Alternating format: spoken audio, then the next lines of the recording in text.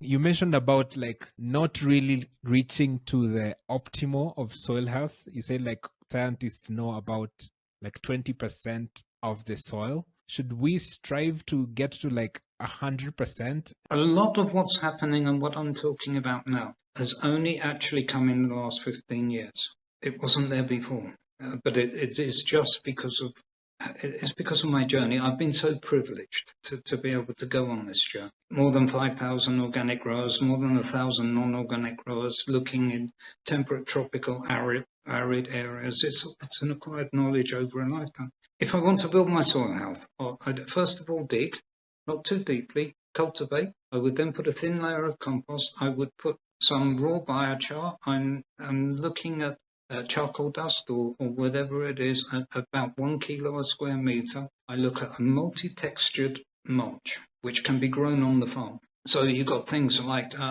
Napier grass, Sudan grass, miscanthus, branches from trees, banana. All of the waste goes in to one area. In the tropics, if you've got irrigation, you've got 4 growing seasons. We can produce serious results very quickly, which is why I would love the universities and research centres to seriously come into Africa. We can fast track because they get 3 months growing season.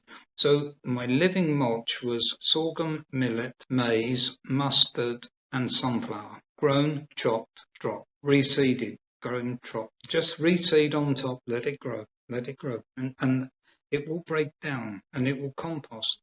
And when you think you've got to a level where you can add another piece of land to it so that it will be a smaller piece, but you can keep maintaining the mulch on the first piece and build the second piece. You're moving from a building to a maintenance level on the first piece, then you start cropping. Then you start to see soil health is really improved. But you keep adding your bio inputs and your compost and your biochar until you get to the point where you see no benefit. You said you've worked like on different parts of the continent, Europe, South America, Africa. I'm just wondering, like, in terms of there's a farmer who has a soil that is heavily degraded, how long will it take them to get into like a good conditioning soil? What I saw over on the island was I had 5 cover crops in the first 12 months. And all I'd focused on is soil nutrition and rebuilding the soils. And within that 12 months, I only used biochar and the mulches that I just talked to you about. There was no animal manures. And that degraded soil in plant health was showing phenomenal results. Then I'm constructing at the moment there a house. That's one of my priorities. But then we had heavy rains, and they were so heavy. The soils are so degraded there that once they're saturated, if you get a heavy rain, we have various depths of topsoil. It was forest. It's now totally degraded. Cannot hold organic matter.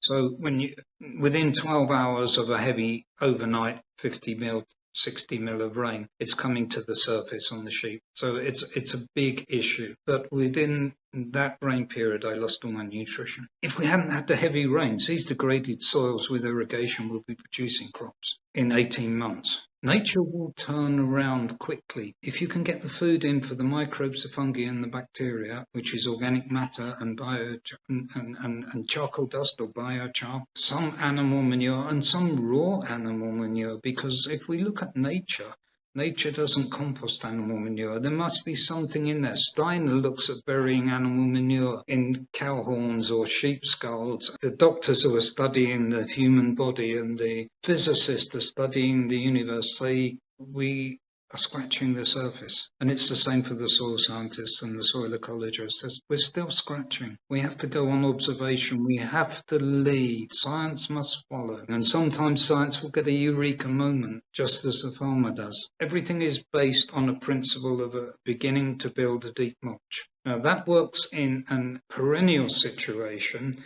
and it can work for a rural African farmer, but where I'm at right now is, first of all, we have to prove this. So I've got to rebuild the soils over there for Susie.